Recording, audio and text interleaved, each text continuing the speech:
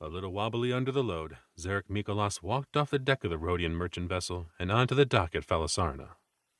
Around him were the walls and still waters of a protected harbor. To the west, he gazed at the solid buildings and paved streets of the city and at the market to the east. Despite the wait, he smiled and took a step. Then the lieutenant froze. Behind him, voices rose above the noise of the busy port. The smile fell away as quickly as a full sail in a sudden calm. "I say, took my coin purse," yelled a male voice. Its accent was that of a man from the Isle of Rhodes. Based on his origin and his anger, Zarek assumed the sailor had already drawn his sika. Rhodians were proud and did not shy away from a fight.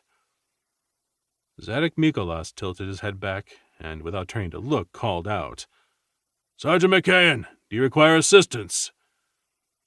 It might have been another culprit or troublemaker, but for the last 6 months, while the 100 archers fulfilled a contract to a king with a border problem, Lieutenant Mikolas's main source of aggravation had been Simid Metis.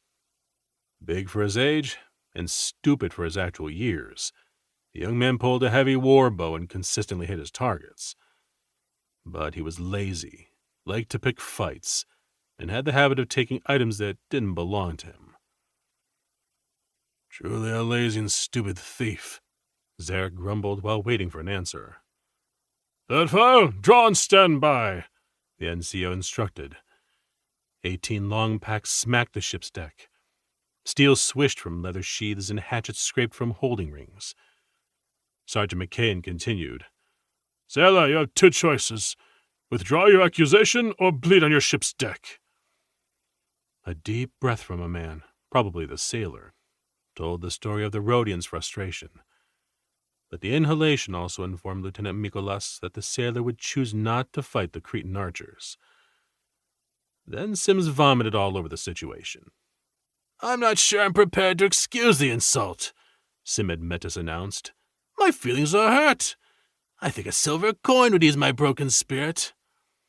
But you have my coin purse," exclaimed the sailor.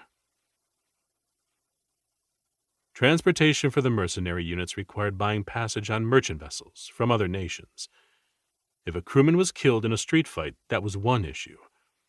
Murdering a sailor on his own ship, especially a Rhodian, would make it hard on the next detachment to find a ride back to Crete. "Sergeant McCain, I asked you a question," Zarek reminded the NCO. "Lieutenant, we have it handled," McCain assured him. "Third file, disarm Sim and search him." The NCO's instructions changed the focus from the sailor, but didn't order the blades and hatches to be put away. Zarek dropped both the long pack and the box, pivoted, and braced. Murdering a Rhodian sailor was bad enough. Being the officer in charge when the son of Archon Eugen Admetus was killed by his own file would be worse. After already losing bowmen on the assignment, Zarek envisioned a bloodbath on the merchant vessel and losing a couple more archers. He sprinted back to the ship. Simid Metis, true to his nature, backed away from his file mates and the Rhodian crew while slicing the air with his short sword. "I'll cut you," Sim threatened. "Nobody's going to search me, because—" Zarek ran up behind the young archer, smashed the troublemaker in the back of the neck with his forearm, and followed Sim to the deck. "Move, and I'll bounce your head against the deck boards until you relax," Zarek warned. While straddling the big youth with his knees, Zarek trapped the sword with one hand and held the back of Sim's head with the other.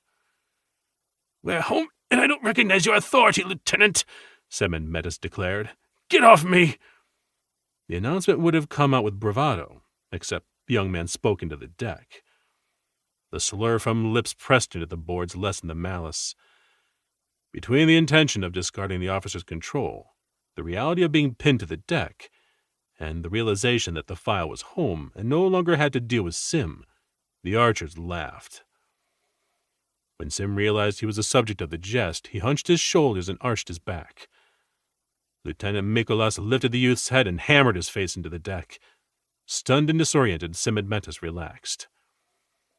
"Search him, and if he has an extra coin purse, give it to the sailor," Zarek ordered while climbing to his feet. Before turning back to the dock, he directed, "Someone, collect Sim's long pack and a few..."